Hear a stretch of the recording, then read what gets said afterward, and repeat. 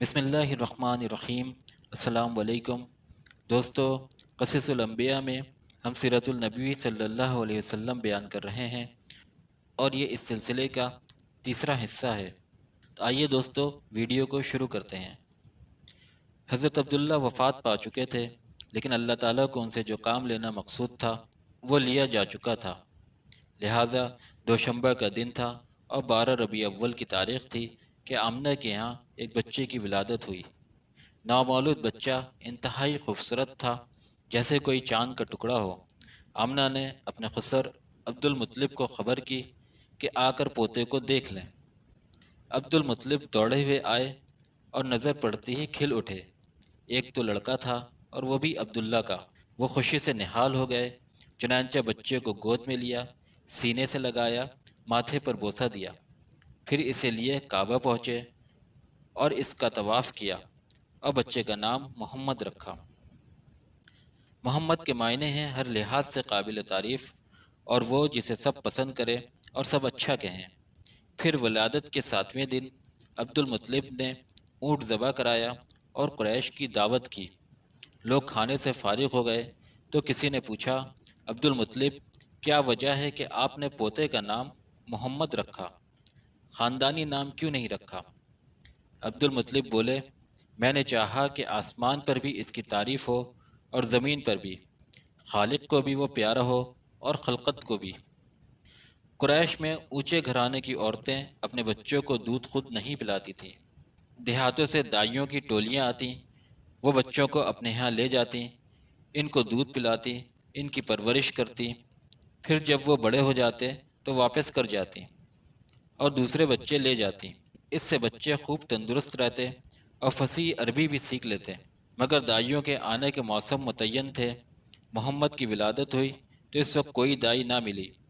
حضرت عبداللہ کا بھائی تھا ابو لہب، اس کی ایک باندی تھی صوبیہ۔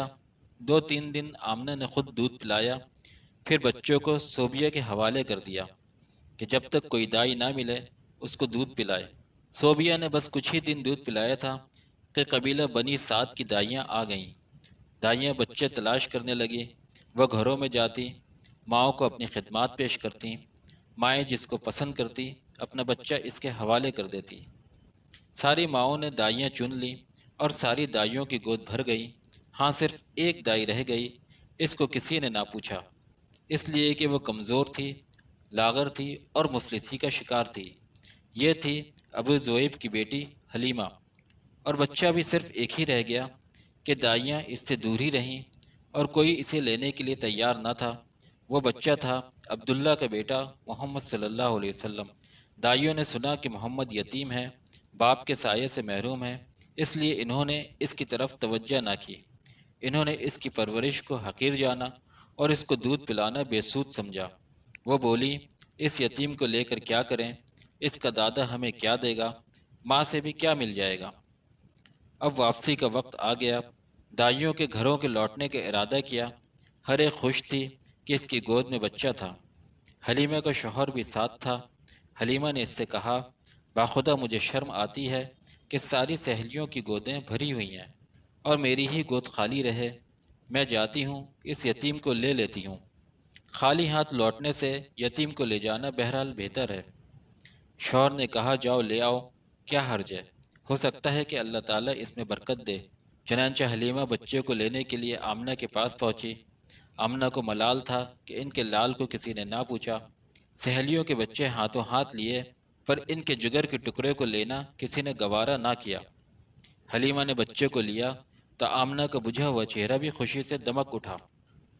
دوستو، حلیمہ محمد صلی اللہ علیہ وسلم کو ساتھ لے کر روانہ ہوئی، اور ان کے جاتے ہی معجزات نے اپنا رنگ دکھانا شروع کر دیا۔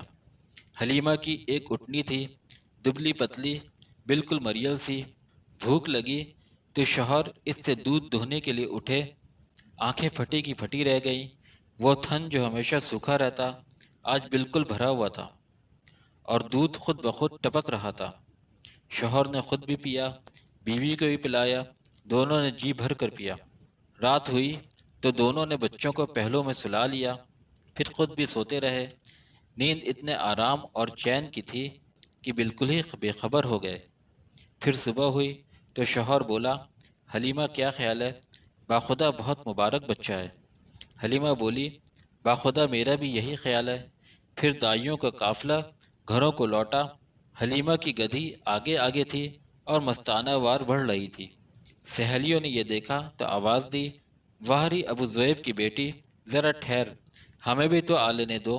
ارے یہ وہی گدھیاں ہیں جس پر تم آئی تھی، یہ تو راستے میں رک رک جاتی تھی، بار بار تم پیچھے ہو جاتی تھی۔ حلیمہ نے کہا، ہاں ہاں باخدا یہ وہی ہے۔ سہیلیہ بولی، باخدا یہ تو بڑی عجیب بات ہے۔ دوستو، اب حلیمہ کے یہاں برکتوں کی بارش ہونے لگی، ہر چیز میں برکت ظاہر ہو رہی تھی۔ جانور موٹے ہو گئے، دودھ سے تھن پھول آئے، ہر طرف برکت ہی برکت تھی۔ رفتہ رفتہ 2 سال گزر گئے۔ آمنہ کا لال حلیمہ کا دودھ پیتا رہا۔ حلیمہ کی ایک بیٹی تھی شیمہ، اس کی گود میں ہمکتا صحرا کی کھلی فضا ہوتی اور دیہات کی سادہ زندگی۔ جسم تیزی سے بڑھا، ہاتھ پیر میں طاقت آ گئی اور بچہ خوبصورت اور تندرست ہو گیا۔ شیر خواری کے دن پورے ہو گئے۔